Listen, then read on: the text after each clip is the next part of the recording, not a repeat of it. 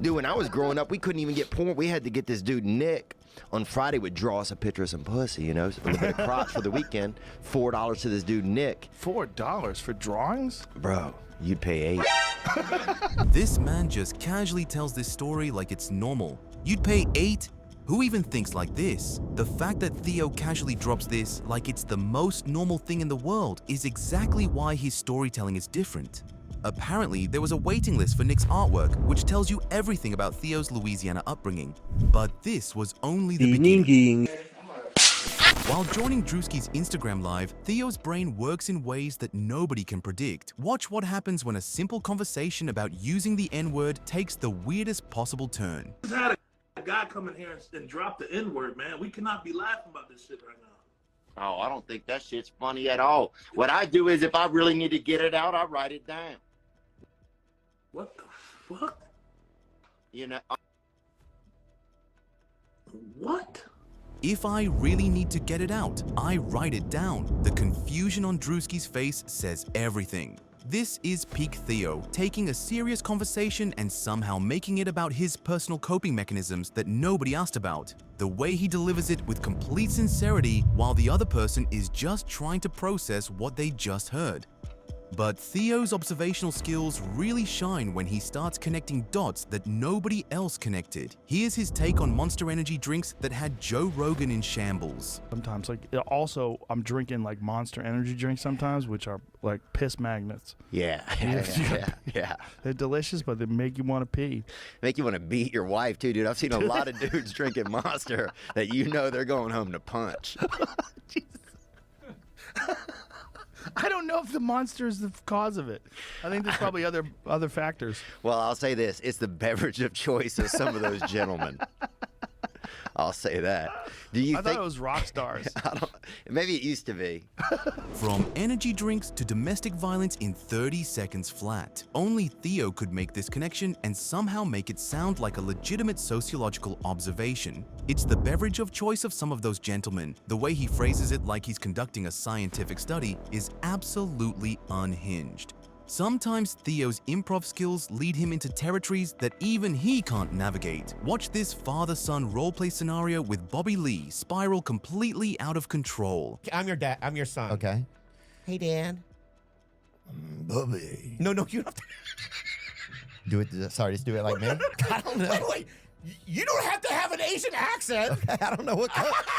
Bobby's reaction kills me. The fact that Theo thought that putting up that accent was part of the assignment makes it absolutely diabolical. You don't have to have an Asian accent. Most comedians would try to save it, but he just admits defeat and moves on. But this is nothing compared to the next moment. This is where Theo's dark humor really comes out to play. His take on missing the chance to meet Michael Jackson is, well, it's something. Did you ever get to meet Michael Jackson? Nah, I didn't, man. I wish I did, though. You know, I was, fucking 10 when he died? Damn. That would have been the time to meet him. Yeah. That would have been the time to meet him. The pause after he says this, followed by the nervous laughter. You can feel everyone in the room processing what he just implied. How is that the first association that you make when hearing that? Crazy brain he has. But in the next clip, he almost gets himself cancelled. Theo has always been proud of his multicultural background, but sometimes his enthusiasm for representing his heritage leads to moments that make everyone hold their breath. Part of my family's from Nicaragua, bro. And that's not a racial slur. Yeah, my father's from Nicaragua. What? Yeah, Nicaragua, bro. Wow. Where my Nick Gar's at, huh? Well, a little too close. But Okay, sorry, yeah. Where my Nick Gar's at. This is vintage Theo, where his genuine excitement about his family history crashes headfirst into the reality of how words sound when you say them out loud. The nervous laughter from everyone tells you exactly how close he came to ending his career in real time. But Theo's honesty doesn't stop at family pride. Sometimes he reveals things about himself that probably should have stayed internal thoughts. His take on racism is uniquely Theo. No, I appreciate it. And thanks, brother. We're not racist, or I'm not trying to be. You know, I have some flare-ups in traffic, but overall, I'm good. I have some flare-ups in traffic, but overall, I'm good.